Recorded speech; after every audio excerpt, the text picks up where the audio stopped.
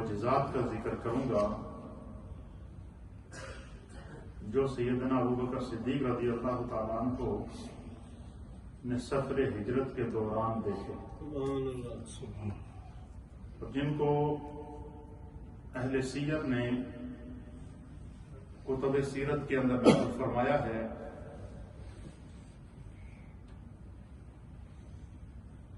سیرت حلبیہ میں صاحب سیرت حلبیہ نے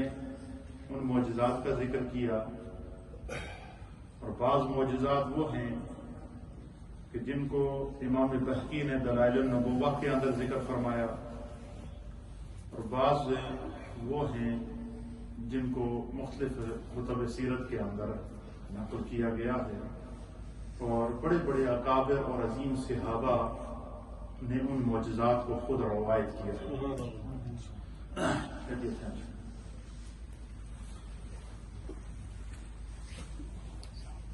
صاحب سیرت حلبیہ،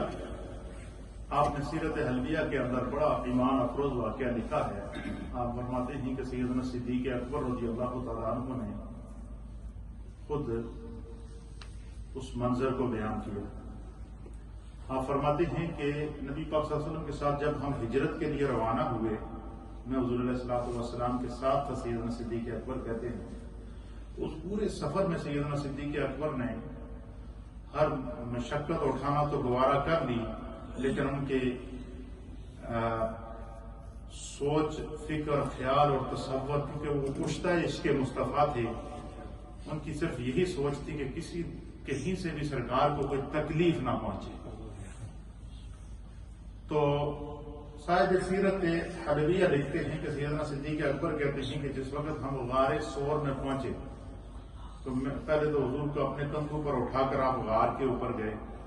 پھر غار کے دہانے پر سرکار دو عالم صلی اللہ تعالی علیہ وسلم کو آپ نے اپنے کندھے سے نیچے اتارا،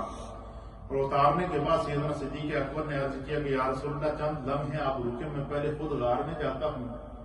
اور پہلے اس غار کی صفائی کرتا ہوں، کہیں ایسا نہ ہو کہ کوئی ایسی چیز غار کے اندر موجود ہو جو آپ کو نقصان پہنچا دے۔ تو آپ غار کے اندر چلے گئے۔ سیدنا صدیق اکبر کہتے ہیں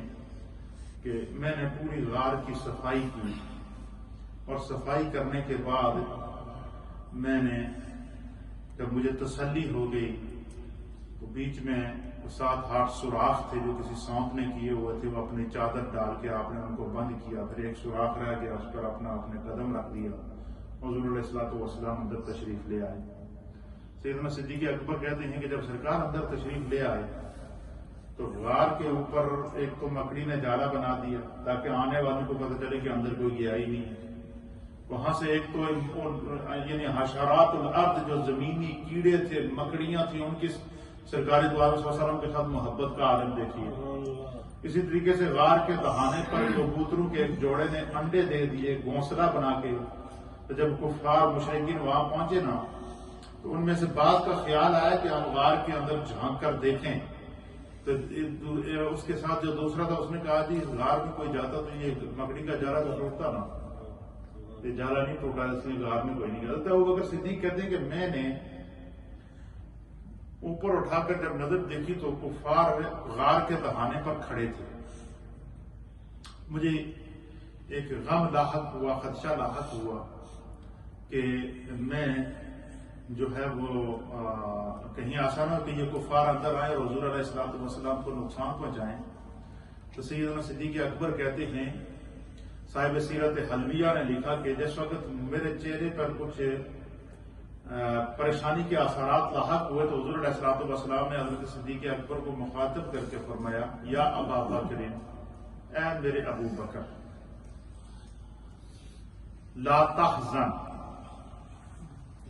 تنو غم کرن کی ضرورت نہیں، ان اللہ معانا، اللہ ہمارے